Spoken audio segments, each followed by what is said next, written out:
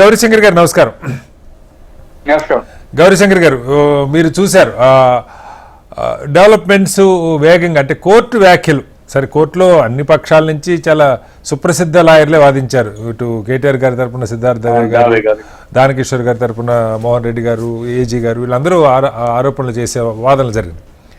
కానీ కేటీఆర్ గారి తరపున వాదనలని కోర్టు యాక్సెప్ట్ చేయలేదు. మనం అంటే ముందు తీర్పు వాళ్ళ ప్రకటన వెలువడించినా కూడా కోర్టు వ్యాఖ్యల్ని ఎలా అర్థం చేసుకోవాలి? ఇది ప్రాథమికంగా ఆధారాలు ఉన్నట్టుగా కనపడుతున్నది.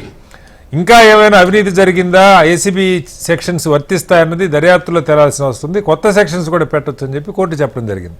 ఎలా అర్థం చేసుకోవాలి?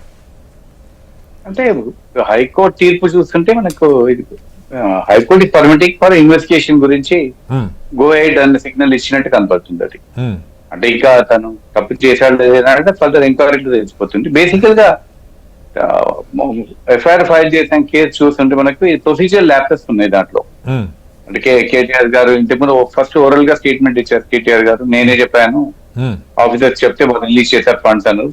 సబ్సిక్వెంట్లీ ఐ థింక్ ఆఫీసర్స్ చూసుకోవాల్సి వస్తుందని ఐ థింక్ తన మాట మార్చినట్టు అనిపించింది. బేసికల్ ఏంటంటే ఈ 54 కోట్లు ట్రాన్స్ఫర్ చేశారు. హెచ్ఎండిఏ ఇచ్చారు. HMDA originally was not a signatory to the tripartite agreement లేదు, అప్పుడు తర్వాత వచ్చారు ఫీల్డ్ లో.